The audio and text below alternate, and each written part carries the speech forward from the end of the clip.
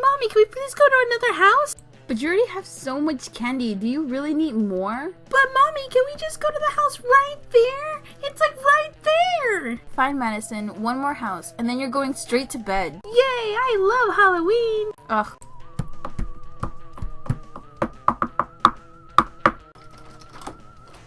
Sorry, I don't have any money. Oh my god, what is that? Trick or treat. Oh, look, lady, I don't know why you felt the need to come to my house and not only that, bring a ghost to try to trigger me, but I don't have any candy for you and I don't understand what to do at this point for you. So, yeah. Excuse me for believing you were giving out candy. You just have so many decorations outside. Decorations? What are you talking about? This is how my house normally looks like. I didn't decorate for Halloween. This is me every day. I decorate for myself, Linda. Thanks for calling me pretty, but that's not my name. Okay, just give us the candy so I can go home. First of all, don't yell at me like I'm some Arby's manager ready to give you some free fries. Secondly, I said Linda, not Linda. It doesn't matter how you say it, okay? Either give us a treat or I'll give you a trick. And you ain't gonna like where I'm about to park my shoe. I mean, if you're interested, I could tell you a little story for the kiddo. I might not have candy, but I have some good content. This better be good. Alright, so the year was 2014. I know, a very spoopy year. And I was about to experience one of the most paranormal things that has ever happened to me, ever.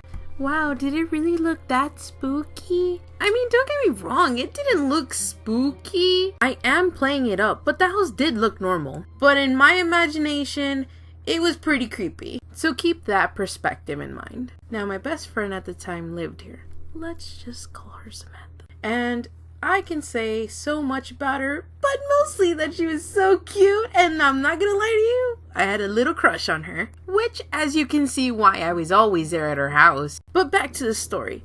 This house was extremely haunted. The atmosphere of it all just felt like there was always someone watching you. It was pretty nerve-wracking. There was a couple instances that I can remember so clearly that to this day, I don't know how to explain. The most active room in the house, though, by far was the kitchen. The kitchen was extremely haunted. So me and Samantha were sitting there one day. Next thing I know, I start to hear these small tap, tap, tap. I was pretty confused why I kept hearing these taps. Next thing I know, I start to see a little vase on the corner of a window shaking a bit. And I quickly pointed at it. Next thing I know, the vase slowly falls down to the floor from the windowsill it was sitting on. Now, Samantha looked puzzled at this point. But honestly, I don't blame her. Now, looking back on it, I don't understand why I didn't do much or scream or something. I just kind of took it like it was no big deal and walked away. Next day, she was sitting there just minding her own business, so I just decided to join her. So we're sitting there together like the other day, and then there was a small little tap starting to happen again.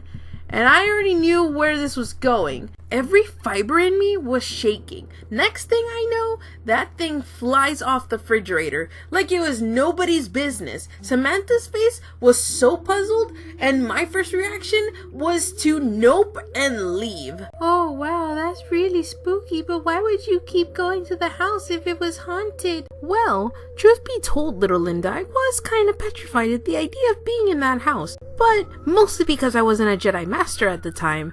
Therefore, if I was, this would have not been an issue. Anyways, back to the story.